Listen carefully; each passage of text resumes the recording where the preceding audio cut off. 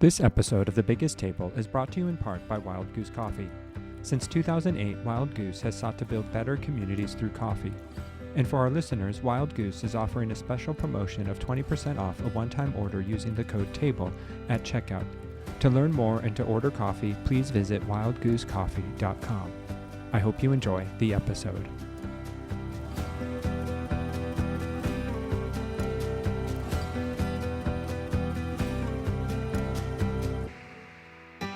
Hello, and welcome to another episode of The Biggest Table. I am your host, Andrew Camp, and in this podcast, we explore the table, food, eating, and hospitality as an arena for experiencing God's love and our love for one another.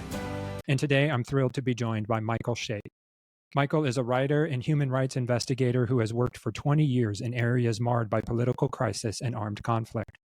He has worked at Human Rights Watch, International Crisis Group, the Center for Civilians in Conflict, the UN's Office of the High Commissioner for Human Rights, and the New York City Mayor's Office of Climate and Environmental Justice. Michael is on the board of Addy Magazine. He is the author of The Last Sweet Bite, Stories and Recipes of Culinary Heritage Lost and Found, which was recently published by Crown Publishing. Originally from Cleveland, Ohio, he lives in New York City. So thanks for joining me, Michael. I feel honored to have this conversation with you. Thank you. I feel the same. Yeah, so you're a human rights advocate. You've worked in these areas marred by conflict. You've seen the worst of humanity, and yet your book is about food. So how did food come to play in your work for justice? It's a great question. Food, I kind of got sideswiped by it a little bit. Okay. And it kind of starts with my father when I was a child. And it actually has a tight connection to language. When I was a small kid, my father didn't teach us his native Sindhi language. He's from Pakistan. And we would go to these Christmas parties or we'd go to these cocktail parties, and there's my father speaking another language. Sometimes my father can speak three languages, and I thought he had kind of these magical powers. But I couldn't speak them. And I felt like they were my birthright. Mm-hmm. One day we were in Pakistan visiting family when I was a little kid, and my cousins were making fun of me in a language I couldn't understand. And when we went back to Ohio, I was like, Dad, you got to teach me Sindhi. Because I wanted to even the playing field, right? Yeah, right. Yes. Getting made fun of by your cousins in other languages. The injustice of it really was grating. So I'm like, Dad, can you teach me Sindhi? He's like, no, your mother doesn't speak it. I'm too busy as a physician, and you're an American kid growing up in Ohio. You don't really need it. I mean, the brushback was understandable, but it hurt a little bit. Yeah. But the language bug never really left me. And where it first started intersecting with food was when I was in Japan. I had studied for Japanese for a very long time, and I had lived in Japan for about 3 years. And I lived in this small little fishing village, oyster village actually, in Miyazaki, Japan. And there was this wonderful woman named Keiko who ran this gorgeous little izakaya, and she kind of took me under her wing. She was worried that I was single living in Japan, so I wasn't eating alone. I wasn't eating well enough and living alone. And so she taught me how to cook at her izakaya. And one night she was teaching me how to make this fried chicken, kariage. And it's an incredible recipe. It's actually in the book. And I had this wave of guilt wash over me. Here she is teaching me her old family recipes in her language. Yet I didn't know much about that from my culture, either my mother or my father's culture. So when I went home after that time in Japan, I was getting ready to go to graduate school. And it was in the summer, I forget what year, but my father and I started, kind of catching up after a few years of me being away. And our conversations over the course of several evenings that summer turned to his childhood in Pakistan. And it was the first time that my father kind of opened up about that time to me. My father had survived the partition of India and Pakistan in 1947. It was one of the most brutal events of that century. nearly 3 million people were killed, many more displaced. My father had witnessed some of this um, in what is now today Pakistan. And he didn't really explain much of this to me. Partition wasn't talked about in my family. It wasn't talked about amongst my uncles or aunts in Pakistan. And in fact, it's not something that's still talked about by that generation. It's only starting to come out just a little bit as this generation is um, nearing the end of their lives. They're starting to talk about it a little bit more. And this is what happened with my father. And in that moment, I saw how violence that had transpired in the 1940s, nearly 75, 80 years at that point, was reaching down through generations to steal language from me. Mm. Fast forward, you mentioned that I worked for Human Rights Watch. I was in Afghanistan. I had been in the country for several years. A dear friend of mine named Tamim Sami had invited me over for dinner on my nearly last night in the country. And there was this incredible meal spread out before me. And I had been, like I said, I'd been in the country for several years at that point and had eaten in almost every province. And Okay. yet here was this meal with dishes that I didn't recognize. And part of me thought, well, Tamim is an incredible cook and he was Afghan. And like many Afghans, he had been a refugee many times. His family fled the Soviet invasion, went to Pakistan, then Iran, and then Europe and the United States. And so he had this amalgamation of cultures inside him. And being a very good cook, I thought maybe this was just fusion food Right. of some nature. And I asked him, particularly about this one dish, this chickpea stew, the recipe, which is also in the book. Like, to me, is this Afghan? I hadn't seen it before. It was kind of an arrogant question to ask, but when I asked, and I'm glad I asked, he's like, yeah, this is. And I'm like, why haven't I seen it before? And we ended up in this long conversation about why Afghanistan was at war in the first place, and Mm. you know how this recipe was disappearing, not just because ingredients became scarce, but the knowledge to make it was leaving with people. Just imagine if you're getting ready to flee a war zone or even a hurricane, you gather up your most prized possessions and you take them with you. And that was happening with Afghans. They were taking their culinary knowledge with them as they were leaving the country, many never to come back. And so in that moment, I saw those same tentacles reaching down through history. The ones that stole language and culture from my family were stealing Afghanistan's recipe from them. So that's kind of really how I came to see kind of the importance of food to culture, and one of the and basically inspired me to write this book. I love the story. It's a painful story, right? And I think so often when we think of refugees, you even mentioned this in the book, we forget about the culinary aspect that is lost. Um, Yeah. And, after that moment with Tamim, uh, as a human rights investigator, you're talking to eyewitnesses and often victims of violence, and you're asking them to recount the worst moments of their lives during these interviews. Um, and I often did it over a meal. mhm. And after that moment with Tamim and his dinner, when I saw that kind of culinary theft happening in real time, Right. I started asking. I'd often do my interviews over a meal to break it up. Yeah. It was a way for my interviewees and myself to focus on something outside the violence for a moment to give us a breather. Yeah.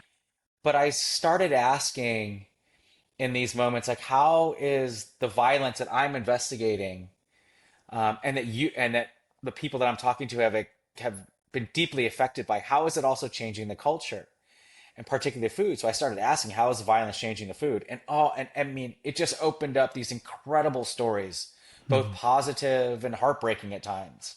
Right. And over the course of years of doing this, I came to really see the loss of one's culinary culture, not just a recipe, but all the structures around making food, Right. the culture, like hospitality, the ways of eating, the ways of cooking. These things are being lost, and they were deeply personal to communities, almost Mhm. like losing a family member. Right. And at the same time, I'm in many of these conflict zones. I'm watching big institutions like the United Nations who are spending millions of dollars restoring old buildings and old mosques and churches and temples and trying to restore old artwork, this kind of physical heritage.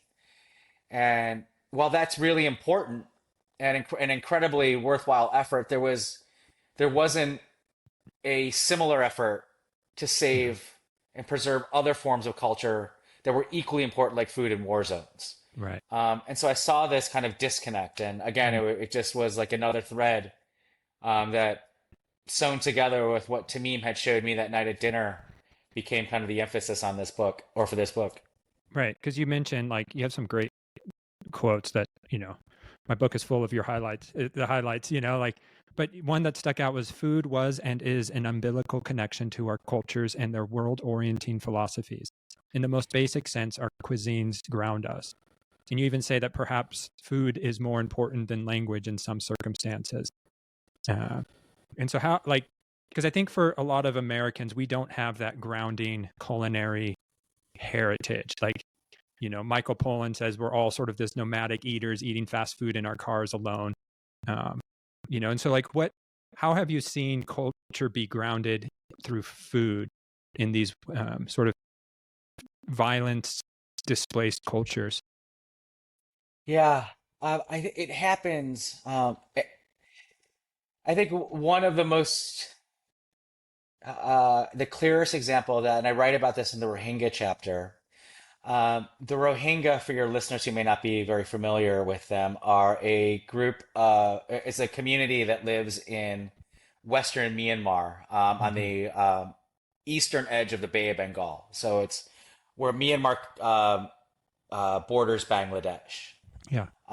It's a small minority group, primarily Muslims, and for decades they have been persecuted because of their skin color, as well as their faith, and often pushed off of the land into Mm. Bangladesh. They're about a million, 2 million strong, Wow. roughly, and the violence got very in 2017. The violence took on a much more. It had always been genocidal, but the attack became a legal genocide in Mm. August 2017 and pushed nearly, I want to say 700,000, maybe up to a million at this point, into camps in Bangladesh. And not only in the camps, but in Rakhine State, the province or the state that the Rohingya are indigenous to, their culture had been purposely degraded Mm.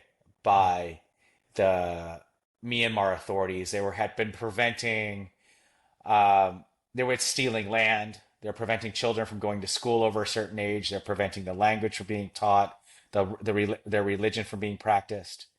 And so it was having a really negative and destructive impact on Rohingya culture. And then many were forced into these camps after the violence in August 2017, and have been forced to rely on international humanitarian food aid, which for the most part is not reflective of their culture at all. No. The Rohingya had, there's this quote I have in the book that um, was said to me often by many Rohingya, that the way that the Rohingya had lived for generations was really kind of the epitome of living well off the land. Mm. Many They farmed, they fished, they grew their own spices, and eating in a Rohingya house, eating in a Rohingya household in Rakhine State, the food is just amazing.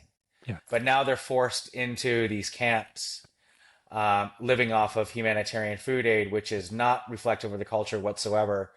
And food, like, is a language, and it's something that the Rohingya in the camps are trying. It's one of the last things they can have a modicum of control over For sure. when it Yeah. comes to the culture.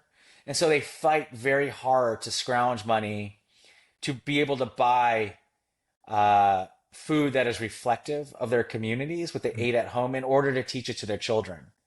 And it's a really kind of profound thing to see when you're in those camps. Yeah. Because you even say like there was like a salad.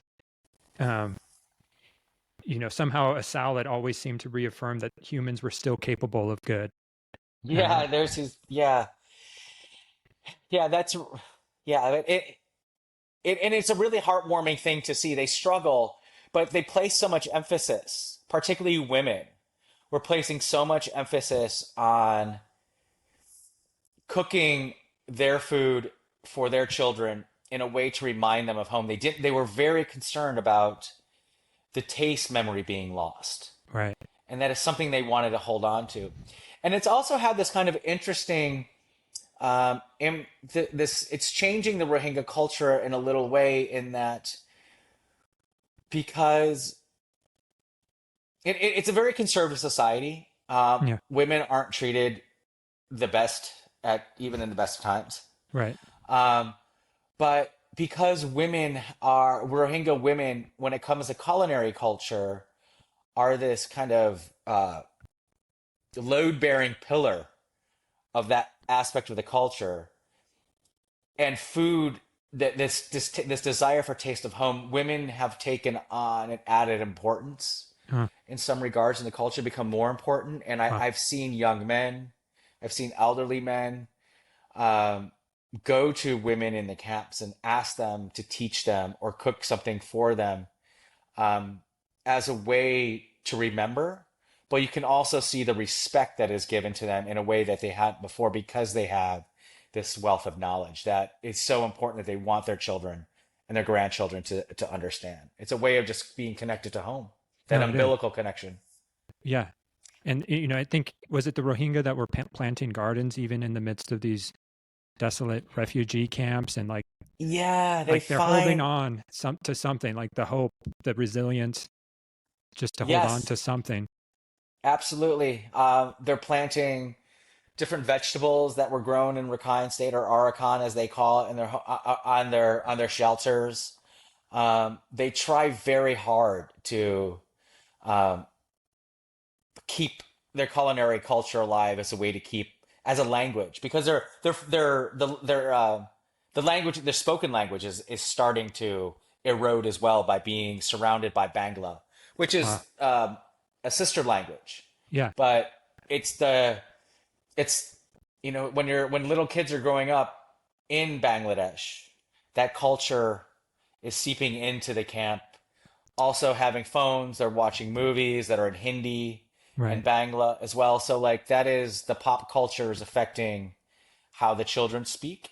Hmm. Um, so the violence is eroding so much, so many different aspects of the culture. But the one thing that they really can try to keep a handle on a little bit is their food.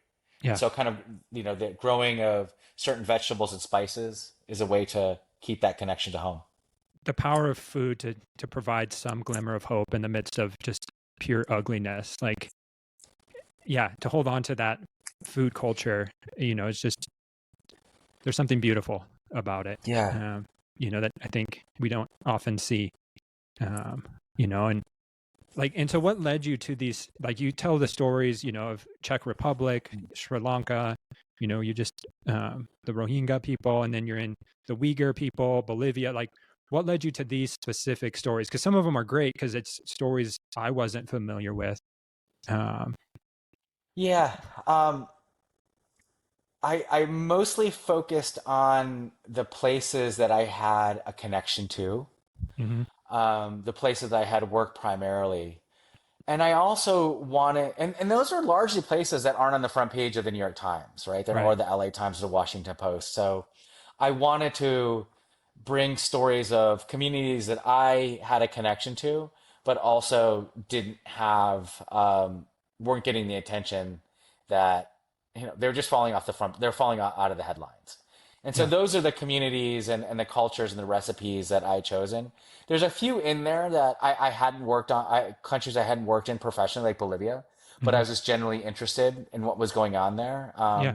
I had, the drug wars were so violent that after seeing the violence in other places affect the culinary culture, that I was very interested in those violent episodes and wondering what the culinary impact was there.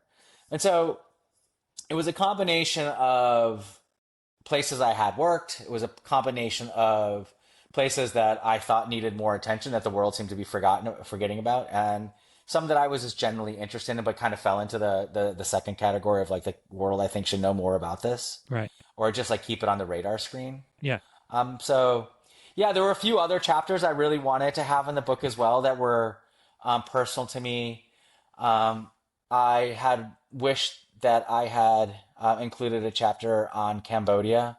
Hmm. Particularly this year is the 50th anniversary, um, about terrible anniversary of the Cambodian genocide, Yeah. and a violent event which has a very very tight nexus to food Hmm. and starvation. I had tried to write a chapter on South Africa and the resurgence of Black South African cooking, Right. and the effects of apartheid on that, and Syria, but for it, I had to time, money, resources. Yep. Life just kind of got in the way of like making the book a little bit bigger, but um, I think the book it got the essential points across that I think I needed to get across, and Yeah.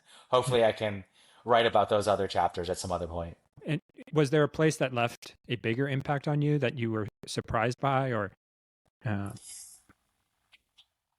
All of these places like hold like very special places in me and have left indelible marks on both my soul and my heart and my mind. I will say that um the one perhaps maybe the chapter on the Pueblo nations and the epilogue, which looks okay, at the impact of the Manhattan Project still yeah, on not only indigenous communities in New Mexico, but Nuevo Mexicanos, and then the broader Mexico community, like turning that lens on my own country, right, and directly looking at the legacies of its violence on our people. hmm, Um, and I think that was one of the most eye opening. hmm, Um, Personally, you know, being given permission to be able to tell the stories of the people I did of from the Santa Clara Pueblo, particularly the Naranjos, Marion and Ray, her son, yeah, but also over those conversations of getting to know them, getting to know their culinary traditions, getting to know and learning about their everyday persistence to keep those wonderful culinary traditions alive, hmm, and see and like because it's so deep, because those traditions are deeply embedded and connected to everything else. yeah, It's almost impossible to separate Pueblo food for traditions from you know their faith, their yeah, landscape, right? And so learning that, but at the same time in the background, um, is Los Alamos National Laboratory and the right, legacy of the Manhattan Project, and it was inescapable hmm, in many of the conversations that I had. I thought long and hard about I didn't know whether or not I include that. I didn't know how to include it, but it just felt very important. It was very important to those families that I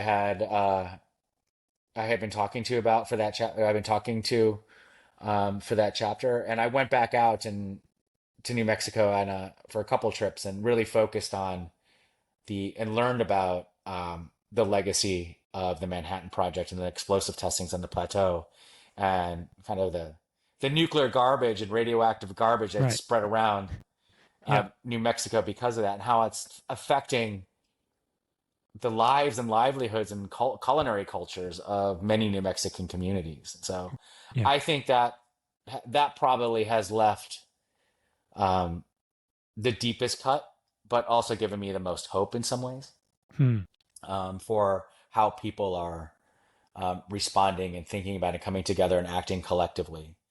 It's a real crime that the federal government still doesn't recognize the people of New Mexico were the first victims of an yeah, atomic weapon. We constantly, you know, and not to take anything away at all from the hibakusha, the first victims of Hiroshima, No. of nuclear, not the first victims, but of Hiroshima and Nagasaki. Yeah.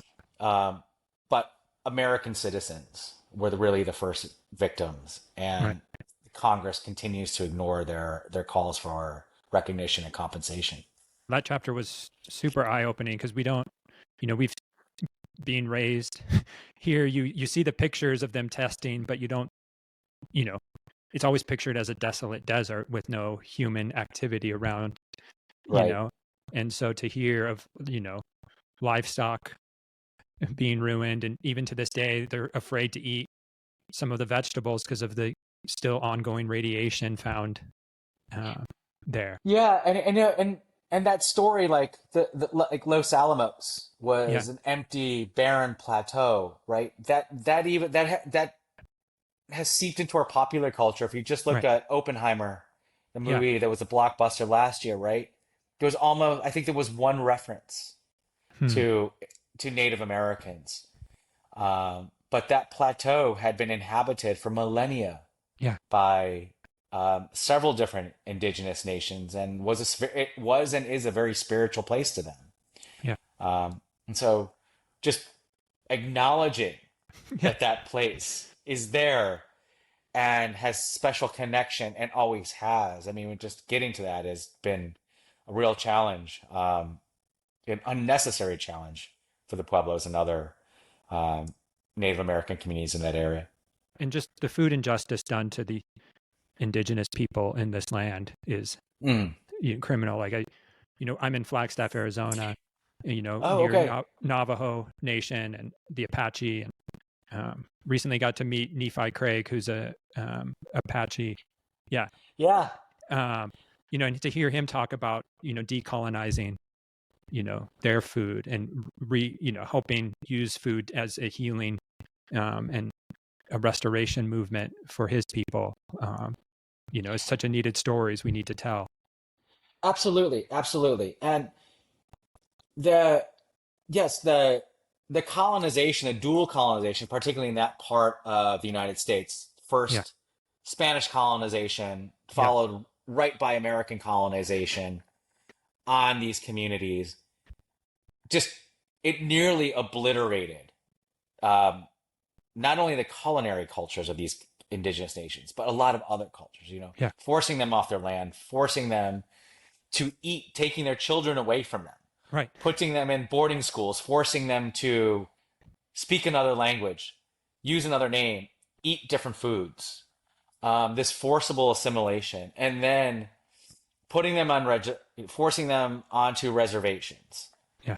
again, and drip feeding them rations. Yeah. Uh, and now you have the commodity food programs, which is you know, maybe not a direct descendant, but certainly related to the food rations, the U.S. military food rations that indigenous communities were forced to survive off of. And now you have this other program that doesn't really reflect the culinary traditions or food cultures that of the indigenous peoples, and are unhealthy and addictive, and Yeah. connected to diabetes and all sorts of other Right. uh, terrible things. And yet, you know, it's a real, and the fight that every day that indigenous households and now chefs like Nephi Craig or Right. Sean Sherman or Kiloa Domingo, are fighting every day amongst many others Right. to beat back these historical legacies, Yeah. with very little help from the federal government, right? To No. acknowledge its Right. own problem. Yeah. Yeah. And I think So it's just to shed light on these stories here. So where it's so easy for us to think of displacement, violence happening, across the ocean, but for us to see our own complicity in this problem, and that it's right here in our own backyard. Uh, yeah, and it's continuing. yeah. It's not only with Native American communities, but with looking at what's happening with the policy of our current federal government. Right. You know, the brutality that is being inflicted by ICE agents on immigrants in this country, legal and illegal, Yeah. right? And I think and forcing these people into horrendous um detention facilities, the family separations. Yeah. These things have an impact on our culture. If we care about food, we have to care about what's happening to people who make our food, Hmm. and then care about I think when when our federal government is going after immigrants in this nature, it is having an effect on the people who make our food, who grow our food, who deliver our food to our Right. front doors. Yeah. And I think we have to look at this seriously. Like, yes, the country has an immigration problem, Right. but it can be dealt with humanely.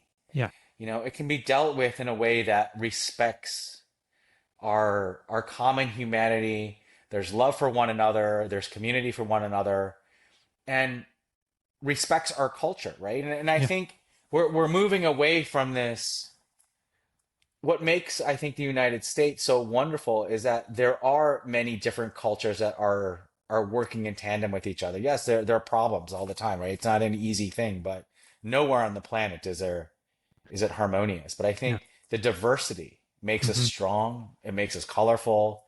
Like, it makes our food great. And Yeah. again, I think if you're interested in food, you gotta care what's happening to the people who make our food and try to do something to help them. It's a complicated mess, and it's not Yeah. getting any easier. And but how food can play a role in all of this, I think, is important story to Yeah. remember.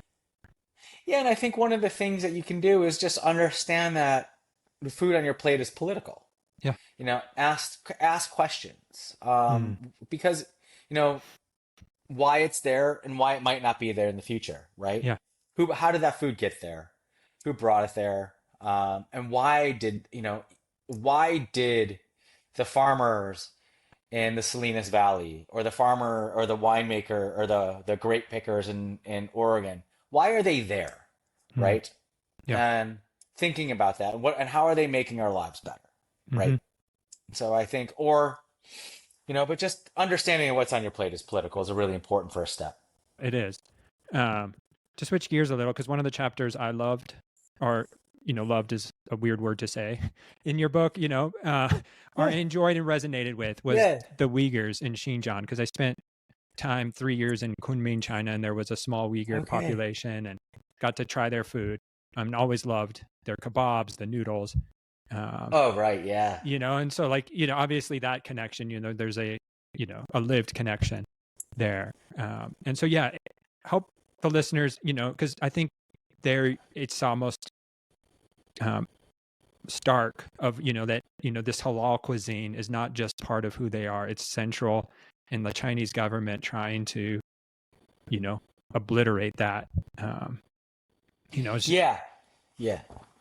Um, that was a very difficult chapter to write. I had spent some time in Xinjiang years and years ago, but it it felt like it was a conflict that had fallen off the front pages right. of the newspapers and the press more generally.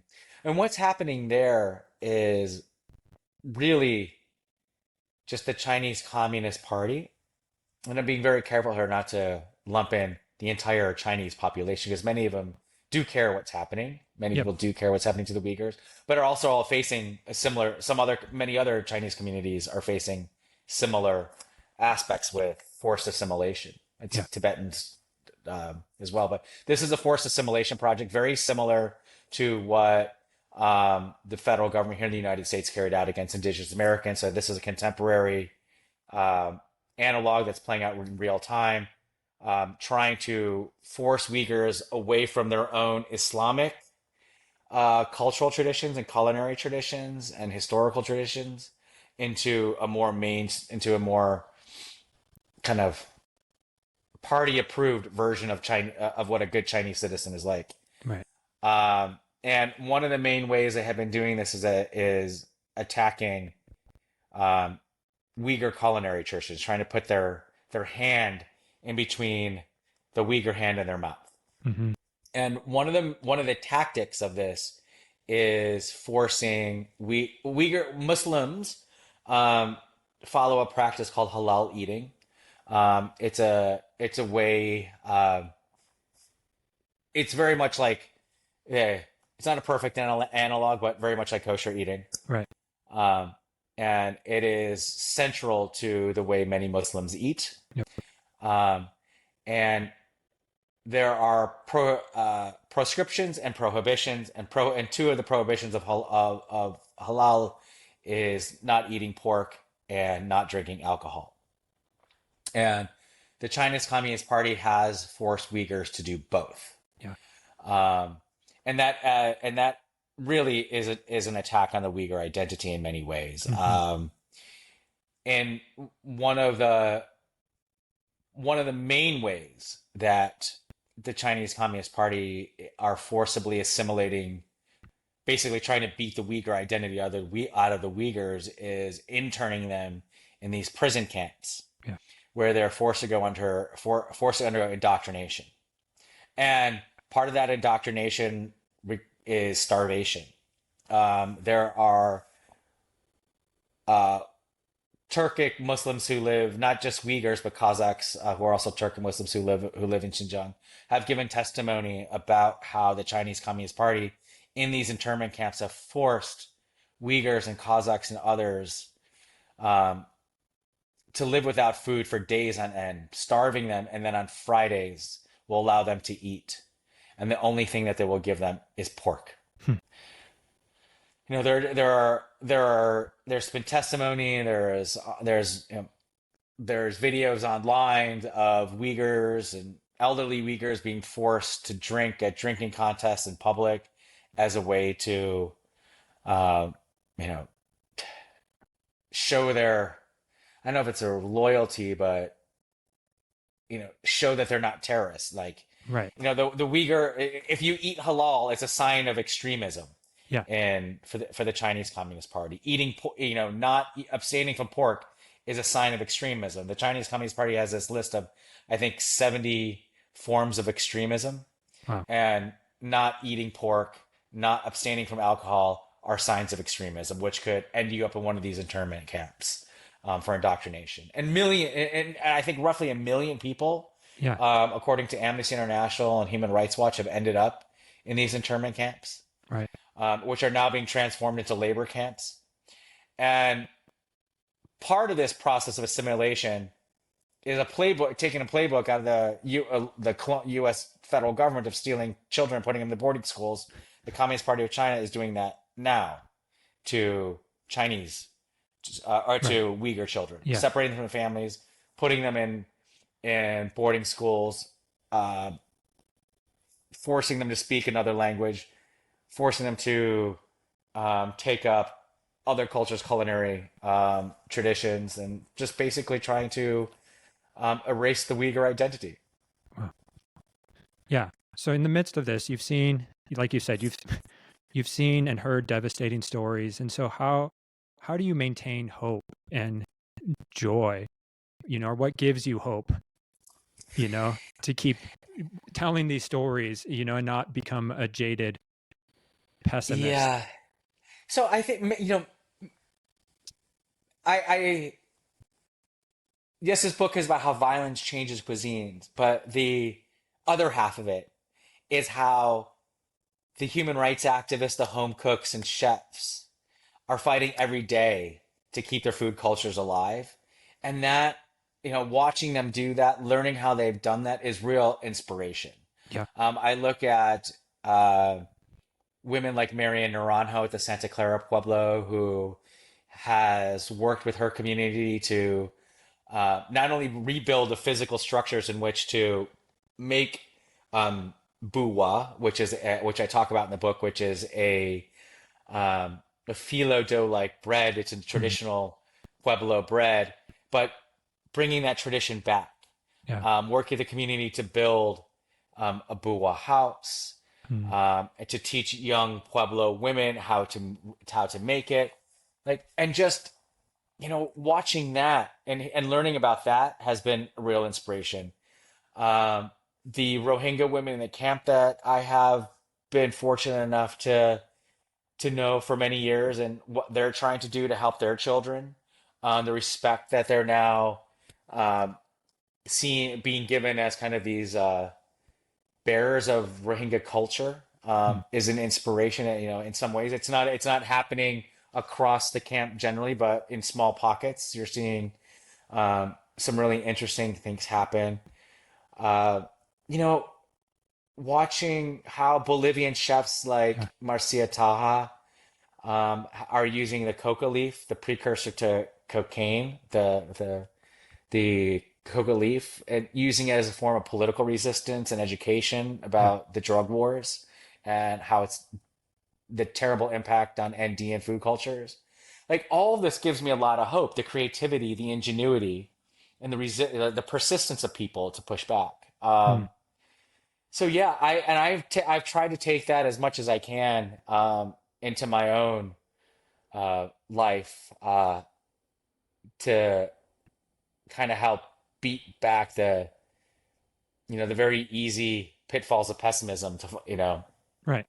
around these days. But um, I think part of this book is, if you read it, you'll see all these little kind of strategies and tactics for getting through tough times, Yeah, right? And I think that's something that we need right now. for sure. And most often it involves our culinary traditions, Yeah. rediscovering something beautiful that may soon be lost.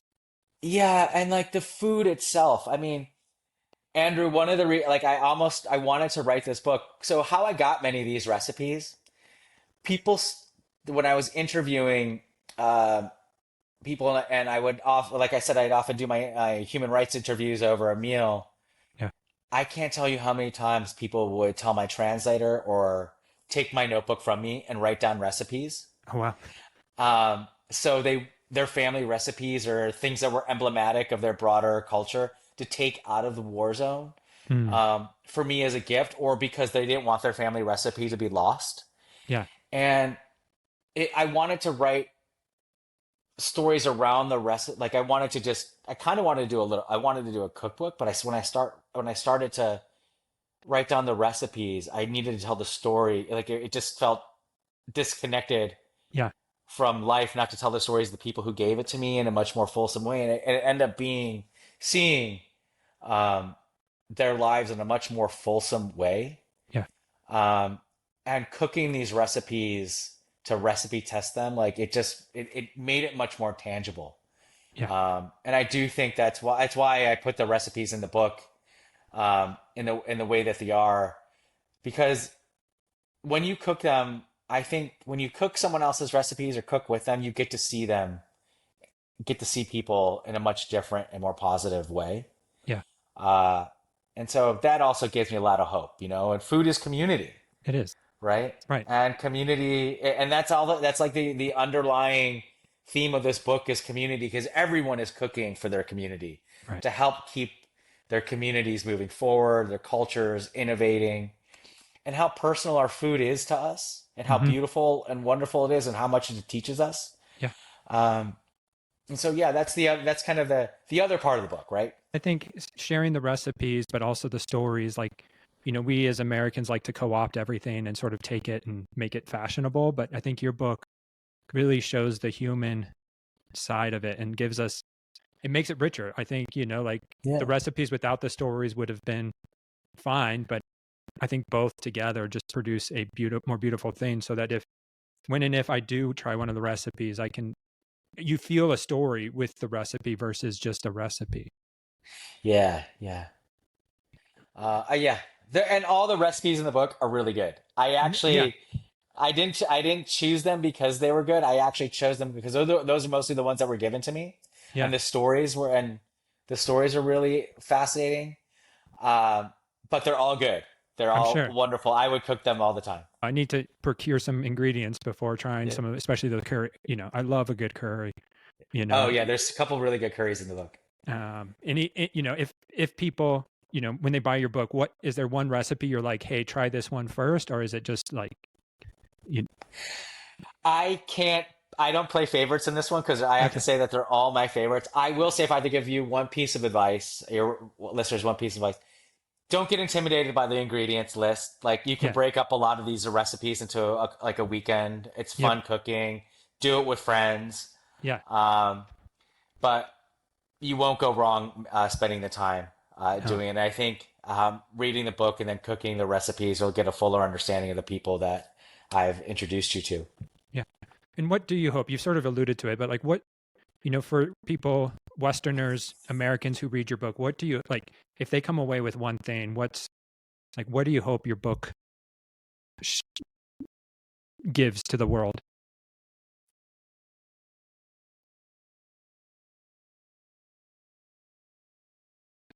You know, how mainly how important our culinary traditions are to us, right? Mm. Yeah. I think if, you know, if something is so important to destroy, if governments actually spend a lot of time and energy understanding their enemy's food culture in order to destroy it, it should be that important to protect. Mm. Um, and I think I want to, from a policy level, I want those policymakers to read it to understand that our food cultures are just important as other forms of culture, that they need to be put on. We need to spend as much attention um, protecting our food cultures and more as we do other forms of Yeah. cultural heritage. And I think that is something I like people to take away, to see that it's, an old painting is just important as an old recipe. Yeah. Many times they carry different things, right? They're Right. not perfectly analogous, but they carry different parts of our history and sentiments and nuances about our culture um, to other parts of the world. So we need to pay attention to that and respect that. Mm. I think we all inherently get this, right? I Yeah. think on a community level, like, but I don't think our policymakers tend to get this. The ones Mm. that really are responding to crisis. I mean, Yeah. this is a bit harder now because of not just the United States, what's happening in the United States with the rollback of humanitarian aid, but in other parts of the world. There. I wouldn't say I wouldn't say the scale is similar, but there has been a reluctance to really support humanitarians in a robust way that we have Yeah. in the past, and I think that is going to have really, really, really negative impacts on other forms of culture. I mean, the Right. USAID cuts. It's I can't the I can't put into words kind of the destructive impact that is not only already having, Right. but will continue to have for generations. Yeah. And I think there will be not only not only physical human consequences, but there'll be some pretty dramatic cultural consequences that we're going Yeah. to lose things. Yeah. Humanity will lose things, and I think that's what makes you know that it just makes life worth living. Right. You know, Yeah. Yeah. Um, and I think if there's another thing that I want people to take away is the role of women Mm. in Yep. producing food culture.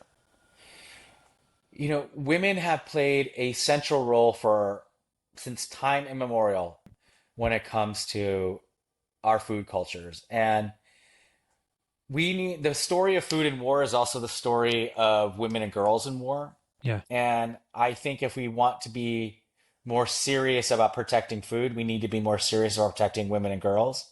Mm. And I think one of the most important things we can do is end this crime or make this phenomenon a crime called domicide. And it's something that a lot of people don't know about. And if you'll permit me a second to Yep. just explain it, domicide is this event in war in which homes, neighborhoods, towns in mass are flattened. Mm. Gaza, Yeah.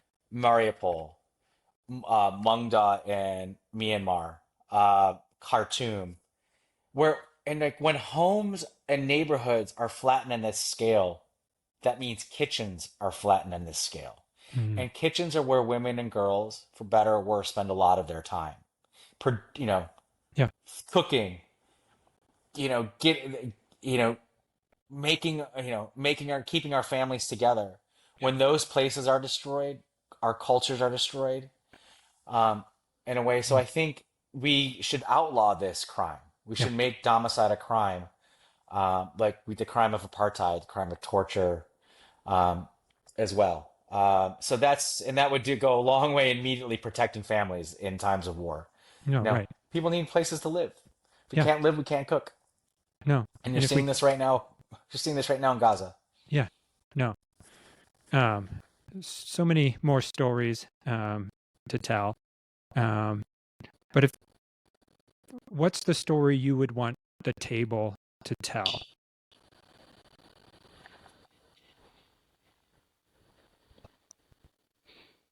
Hmm. This I come back to how the table is in my own life. My mother had a very kind of isolating childhood. She didn't know much of her extended family, Hmm. and it was something that she wanted to she made sure that my brother and sister and I had family all around us Hmm. when we were young, when we were growing up. And she really had to create a entirely new culture from scratch, Wow. um, for my brother and sister and I. And she made sure that we had aunts and uncles and cousins and family friends around us at the holidays all the time in the way that she didn't.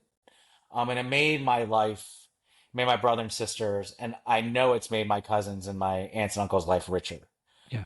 Again, this is like the role of women and what women do for us, Right.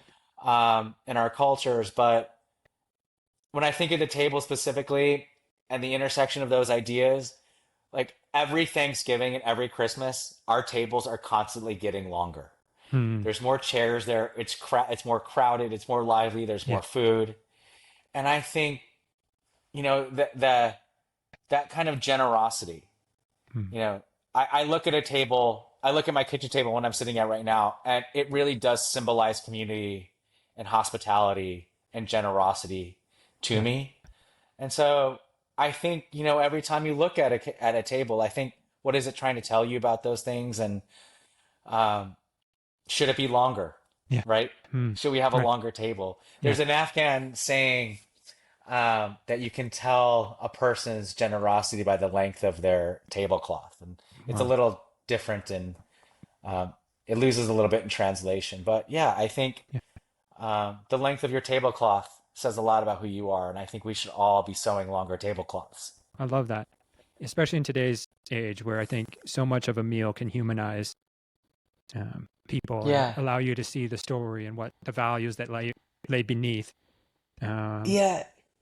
Andrew, I think another thing, going back to your question about going back to your earlier question about your audience takeaway, again, I go back to things in my own personal life.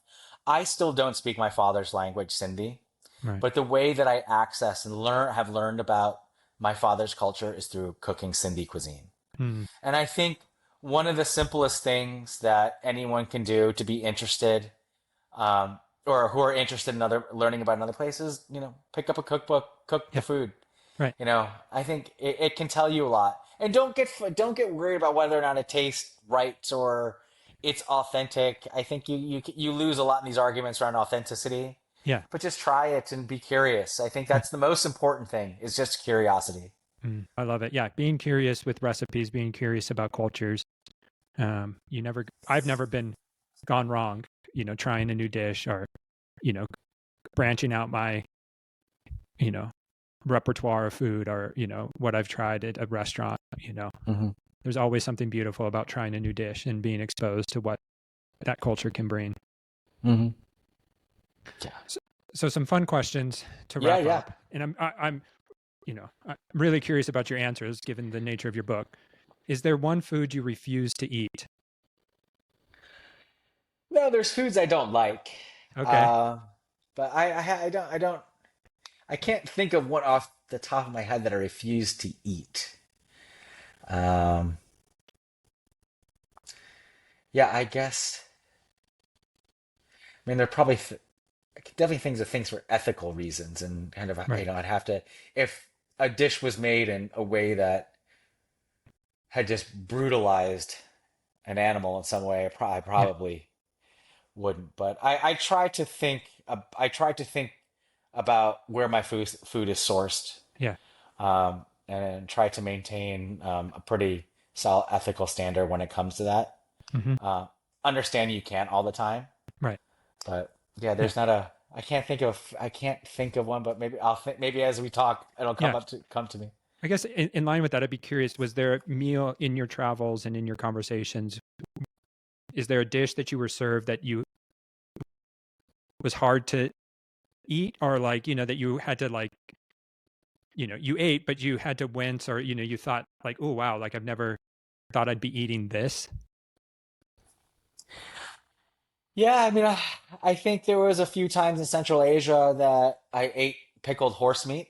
Okay. And the first time I winced, the second, the third time, maybe it took me, several times to get there, but Yeah. I understood it. No, I wouldn't right. say but yeah, I mean, it makes me ask questions. Yeah, I definitely winced on that. Okay. No, that's fair. Uh, there's a few places. I mean, I remember the first time that I was served sugar coated bees in a bar in Japan. Okay. I went there, but they were pretty good. They ended up No, I'm being sure. Yeah. pretty good. It's like, in Oaxaca, chapulines, Yeah. the fried crickets. I That's, mean, yeah.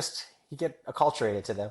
No. And I think, again, when you learn the story or understand, Yeah. sometimes the honor of being served, what you're being served, like it can Hmm. change your perspective and at times. On the other end of the spectrum, what's one of the best things you've ever eaten? Oh wow, one of the best things I've ever eaten. I still remember the first pomegranates I've ever eaten.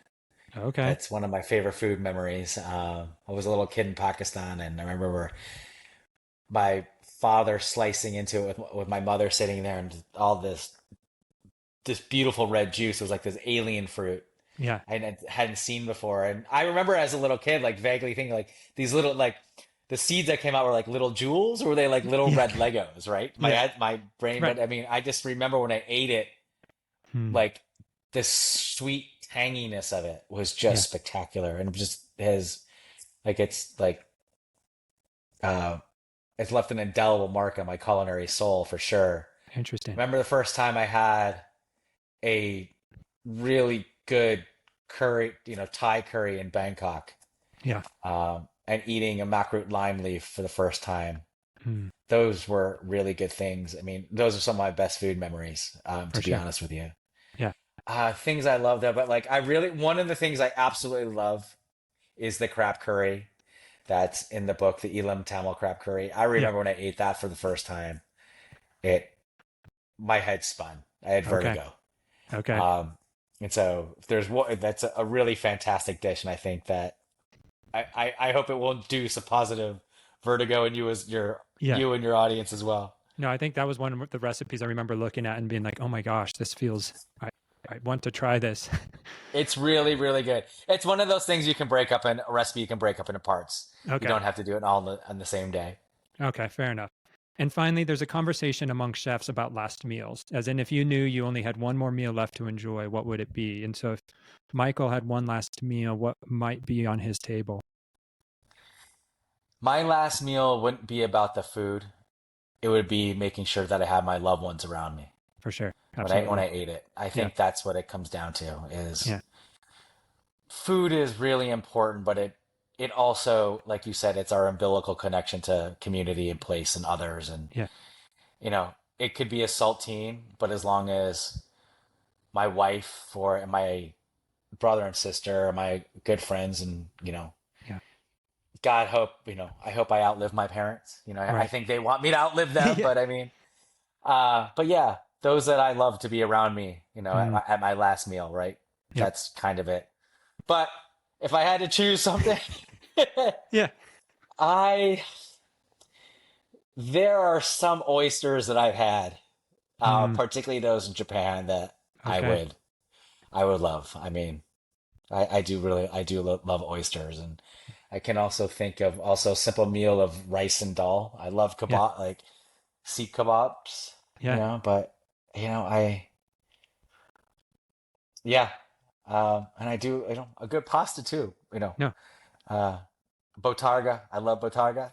Mm. I mean, any of these things, but Yeah. honestly, I go back to it's kind of making sure that I had the right people around me. I No, can I absolutely. can have some really crappy food, Yeah, but if I'm sharing that bad food with good people, you tend to remember the memory, right? you do. Yeah. No, not Yeah. every food memory needs to be white truffle risotto, but You if got it's it. if it's the right people, Kraft mac and cheese, Yeah, and yeah, chicken yeah. nuggets are just as fine. They're great. I love it. Yeah. And yeah, especially if you have kids, it's sometimes Kraft mac and cheese and, dino nuggets can create lasting memories. Oh yeah, yeah. Listen, I will. I always steal my little nieces and nephews' chicken nuggets and their Yep. barbecue sauce because it's Oh, good. It's it's good good. food. Yep, exactly.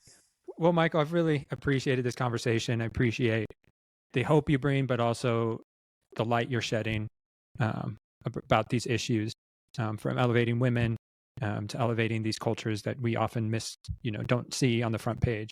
And so, if people want to learn more about your work, where can they find you? So my website is michaelshaikh.com.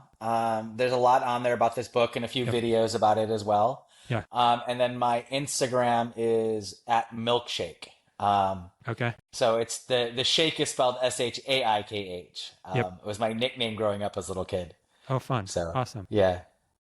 Well, really appreciate it, Michael. And if you've enjoyed this episode, please consider subscribing, leaving a review, or sharing it with others. Thanks for joining us on this episode of The Biggest Table, where we explore what it means to be transformed by God's love around the table and through food.